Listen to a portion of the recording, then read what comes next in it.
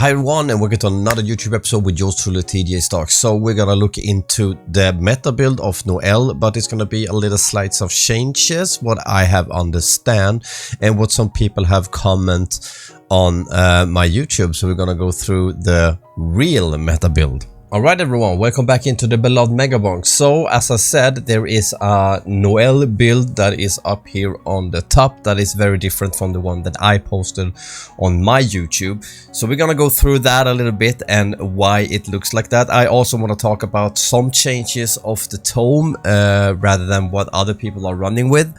And that is and of course there's the character Noel we're gonna talk about, and I've seen some of you have been writing in my YouTube some comments and said like, oh, you cannot run with that, the dexterity is going with that. I'm not gonna explain a little bit of why I want to change one of the tome and why the luck tome is actually so good. So basically, again, Noel is the character that is freezes and damages enemies in an area and comes with the weapon Frostwalker. Noel is gaining 1% size per level. It's also increasing damage per currently frozen enemy. So it's pretty understandable here that you want to focus on ice when it comes to item, and also you don't need to focus on any kind of a size when it comes to the size you're getting on the weapons when you're upgrading it, and also the size that the Noel character is giving you per level, so you don't need, for example, the tome size.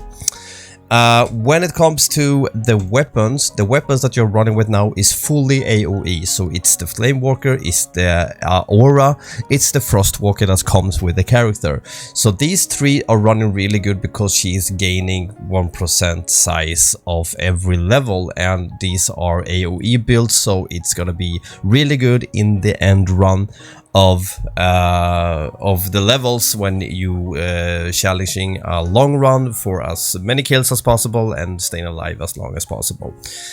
Many of the others are running a little bit different. Some are running with the Desexecutioner. That's a really good weapon that is execution that can execute an enemy directly. Also the Katana, who's one of my favorite weapons in close combat, that goes very well because it's AoE, and Katana is a close combat weapon that is doing great damage. But I want to change that a little bit to the wireless dagger that is kind of like the bone that is jumping between the enemies, but it's a good weapon that is doing distance attacks, especially in the beginning before you do the end run. This is a really good weapon that has been working really good for me. The tomes that many are running, of course, it's the Chaos Tome, it's the Curse Tome, and it's the XP Tome, and also the Precision Tome. What I didn't know before is that the Precision Tome, when you reach a 100% crit chance, and then after 100%, when you have reached that crit chance, you overcrit and do a lot more damage. Goes very well together with the item that is an item that is doing overcritting. For example, the Giant Fork that does mega crits. But I want to change that a little bit because what I've learned in my runs is that the Curse Tome doesn't really give you the needs of the level system, because the level system goes very good with the XP, and you're gonna kill that much enemies, and the difficulty you're gonna be able to raise with the Chaos Tome, but also with all those little tomes that you have on the map. So I don't think the Curse Tome is anything to go with, to be honest. The Precision Tome, the Chaos Tome, the XP Tome, and the Luck Tome. And why I want to go with the Luck? Because there was someone who's writing to me, the Luck Tome is like, oh, when you come to 770%, then it doesn't give you anything. Yeah, that's true, but you're not gonna reach 777% before you have done the level 3. What Luck Tome is gonna do for you, and I'm gonna explain why, is that the Luck Tome is gonna give you that much luck in the beginning of the runs. So every upgrade and every item that you are picking up is gonna give you a way higher chance of being like a legendaries or a higher tier upgrade or a higher tier item.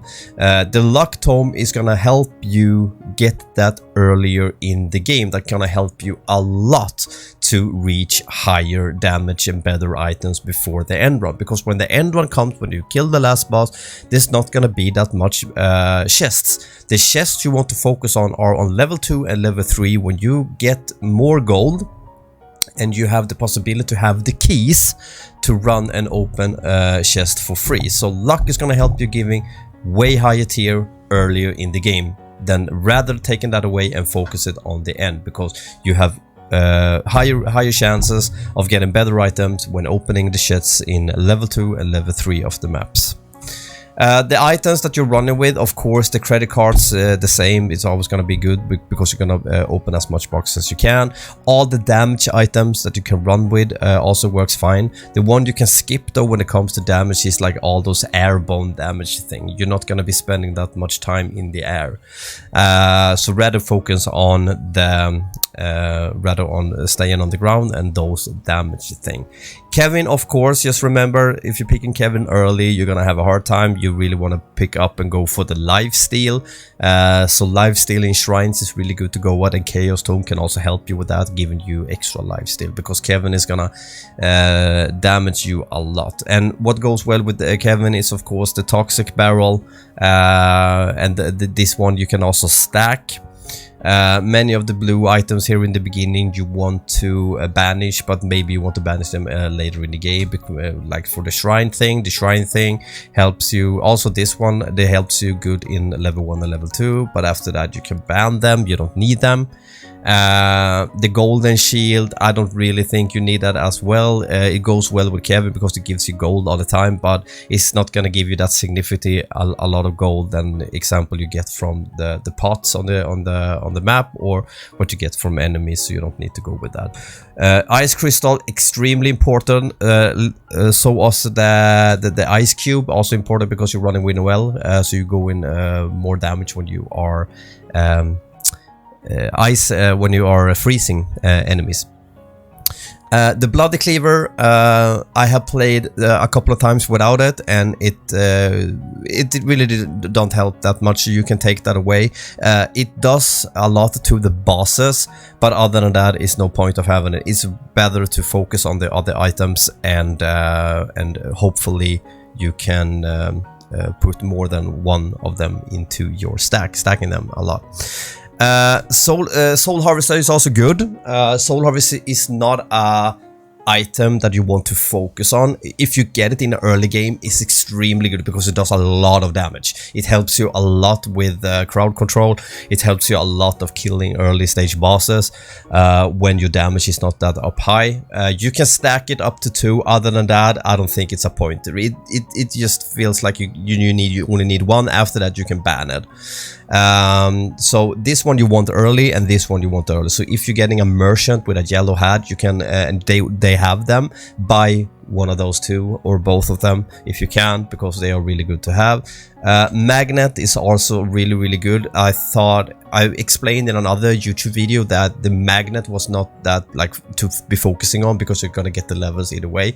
The only thing I forgot is that when you have maxed everything, you still level up, and the level up is still giving you stuff. So the magnet is helping you to stop running around picking up XP, and it's just gonna help you suck in everything and level up faster and better. So all of these legendary items that I have here, you can go with the holy book and everyone. Basically, you can stack every one of these except for the amber you can't stack, and the soul harvest is no point of stacking, and the sucking magnets is no point of stacking either. All the other ones are good to be stacking if you can.